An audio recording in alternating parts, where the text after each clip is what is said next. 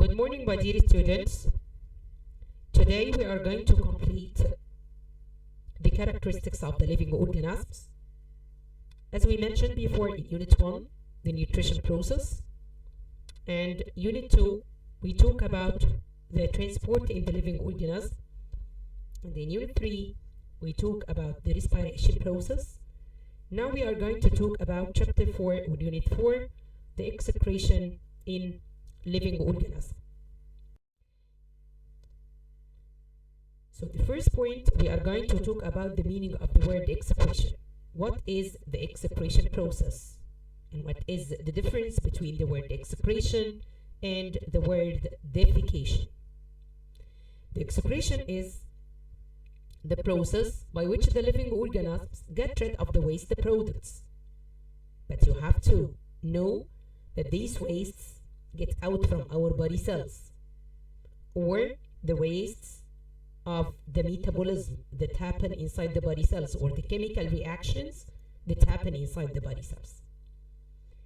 So if these wastes pass through the cell membrane of the cell, we call this type of getting out of the wastes excretion process. But we have another type, which is called defecation. We call defecation about the substances that get out from our body without passing through the cell membrane of the cells. It means these wastes, not from the metabolic wastes. So we call, in this case, this type of getting out of the waste products defecation. So again, the excretion is the process by which the living organisms get rid of the waste products by passing through the plasma membrane of the body cells. So these wastes are metabolic wastes that get out from our body cells. So let's talk about the importance of excretion process. It's very important for the human body or for the living organisms, because by excretion we get rid of the waste products from our body, because their accumulation causes many problems and infection and may lead to death. Number 2, by the excretion process, we regulate the level of water and salts in the body. So we keep the internal balance of the body, and we call this the homeostasis. So the excretion is very important because it helps us to get rid of the waste products, because the accumulation in the body cause the death or many problems and may lead to death. And also, by excretion, we regulate the level of water and salts, so we keep the internal balance or the homeostasis of the body. Here in this slide, we compare between the different, or we talk about the difference between the excretion and defecation process. As we said, the excretion is the process of getting rid of the waste products that get out from the body cells, or that happen due to the chemical reactions that happen inside the body cells, or the metabolism inside the body cells. So these wastes pass through the cell membrane or the plasma membrane, like getting out of the carbon dioxide, water vapor from the body cells that get out from the metabolism of carbohydrates inside the body cells, urea and uric acids that get out from the metabolism of proteins inside our body cells. But the defecation is the process of getting rid of the waste products without passing through the plasma membrane or the cell membrane. We have here examples like getting out of the undigested food from the large intestine, because the undigested food will leave the body without passing through the cells.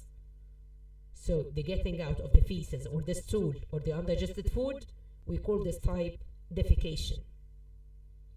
And also we have another example, the getting out of the nitrogen gas from the alveoli of the lungs. This is a defecation, because this nitrogen doesn't get out from the body cells, because during inhalation process we get all the air by the nose. When the air passes from the nose to the rest of the respiratory system till reach the alveoli of the lungs, only the oxygen will diffuse from the alveoli of the lungs to the blood inside the blood capillaries, then to the body cells. But the other gases like nitrogen, carbon dioxide, and other gases in the air are here in the alveoli of the lungs, waiting for the carbon dioxide. They get out from the body. They also get out from our body with the carbon dioxide. So these gases like nitrogen, like inert gases, they don't pass to the body cells or get out from the body cells. So we call the getting out of the nitrogen from our alveoli is a defecation process. It's not an excretion. Here in this slide, we are going to talk about the types of excretory products and organs that excrete them. We have the excretory materials and the organs responsible for excreting of these materials. We have carbon dioxide. The carbon dioxide gets out from our body through the lungs during exhalation process. The water. We have 3 organs responsible for getting out of the water from our body. We have the lungs, as the water gets out as water vapor with the exhaled air. The skin, also an amount of water gets out from our body with the sweat from the skin. The kidneys, because the kidneys are the main parts of the urinary system that's responsible for getting out of the urine, and the urine also contains an amount of water. We have another excretory materials, nitrogenous wastes, which are urea, ammonia, and uric acids. They are coming in the body by breaking down of the proteins or the amino acids inside the body. So these nitrogenous wastes get out from our body through the kidneys, most of them, and through the skin, but traces through the skin with the sweat. We have another excretory materials, which are mineral salts. They are getting out from the body through the kidneys with the urine or through the skin with the sweat. You have also poisonous materials. The liver, responsible for changing these poisonous materials into non-poisonous, then transfer these materials to the kidneys to be get out with the urine. Let's talk about the organs of excretion in details. Let's talk about the function of the liver and why the liver is considered an excretory organ. Because it converts poisonous substance like ammonia, which are absorbed by the small intestine, into non-poisonous. Because inside the liver, as we mentioned before, that the digested food, after complete digestion of food inside our digestive system, this digested food is absorbed by the villi of the small intestine to the blood or to the lymph. I'm talking about the amino acids and the monosaccharides. Amino acids and monosaccharides pass from the villi of the small intestine to the blood route. They go to the hepatic portal vein and then to the liver. Inside the liver, the excess carbohydrates are stored inside the liver in the form of glycogen. And the excess amino acids will be broken down by the liver into what are called nitrogenous wastes, urea, ammonia, and uric acid. And from the function of the liver, is it changing the poisonous ammonia into urea, because the urea is less toxic. Then the urea gets out from the liver to the kidneys to get out with the urine, or traces of the urea get out with the sweat by the skin. So the function of the liver, it converts the poisonous substance into non-poisonous to be excreted. Number 2, it helps the body to get rid of the excess amino acid, as we mentioned, by breaking down the excess amino acids into mainly urea. Number 3, it helps the body to get rid of the excess hemoglobin of the dead red blood cells. As we mentioned before, that the red blood cells are degenerated and also regenerated from the bone marrow. So what about the hemoglobin that are found on the dead red blood cells? They go to the liver, and the liver responsible for getting rid of the excess hemoglobin and change this hemoglobin into bile juice that helps in digestion of fats, or changing the fats into fatty emulsion during digestion process. So these are the importance of the liver. But you have to know that we have another importance for the liver, such as the liver secretes the heparin. It's a substance which is very important. This heparin helps in being the blood without clotting inside our blood vessels. The blood doesn't clot normally inside our blood vessels because the liver secretes heparin, which stops the coagulation or clotting process. But I'm talking here about the excretory function of the liver. But we have many functions of the liver inside our body. So we have here an example. This example said that the reason for human gets rid of the nitrogenous wastes as urea, not as ammonia, because ammonia needs more water than urea to dissolve in it, as ammonia or urea must pass as liquid because they pass by diffusion. So the ammonia needs more water than urea to dissolve in it. Number two, ammonia solution will change the pH of the blood, so ammonia is very toxic than urea. Ammonia is harmful gas, while urea is less toxic. So the body gets rid of the nitrogenous waste as urea, not as ammonia. Question number two, why human produces different types of wastes? That's because we depend on different types of food. For example, proteins produce nitrogenous wastes. Carbohydrates produce carbon dioxide and water.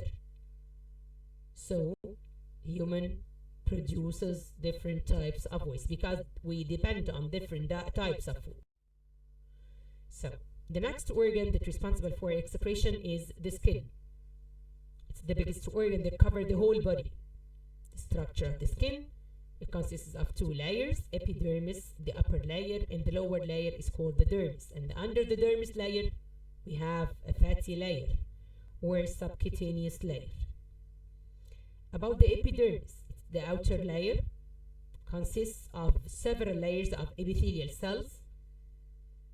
It includes the surface layer, which contain dead cells, full of horny substances called keratin.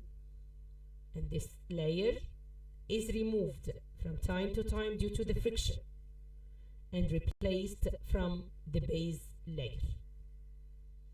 About the base layer, we have here pigment layer between the surface and the base layer, or a pigment layer or group of pigments inside the base layer. These pigments are called melanin pigments, and they are responsible for skin coloring. About the base layer, they are living cells. They divide to replace or to compensate the worn out cells of the surface layer. So what about the dermis layer? It's the inner or the lower layer of the skin, consists of connective tissue, and also it includes blood capillaries, nerve endings, so we can sense by our skin. Also, this layer contains sweat glands that are responsible for filtration of the blood from the sweat. We have also fat glands. We have hair follicle. We have fatty cells. All of these components are found in the dermis layer of the skin. Let's talk about the skin structure, or see the skin structure. This is a 3D figure for the skin structure. The upper layer is called the epidermis and the lower layer is dermis. And under the dermis layer, we have subcutaneous layer or fatty layer. If you look at this figure, you will find that inside the dermis layer, we have the sweat gland that's connected with the sweat duct and opened at the sweat pore on the surface of the skin. And we have also blood capillaries around the sweat gland, because the sweat gland filters the blood from the sweat. And also inside the dermis layer we have hair follicle, the base of the hair inside the dermis layer. And around the hair follicle we have what's called erector muscle and sebaceous gland. This erector muscle responsible for adjust the angle between the exit of the hair and the skin surface. And the sebaceous gland or fatty gland, it secretes an oily substance that keeps the hair moist or keeps the hair soft. This is another figure for the skin structure.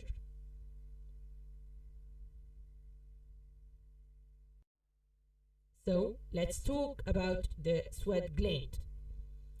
It's the function unit of the skin, as the main function of the skin is getting rid of the sweat, and this is the main function of the sweat gland.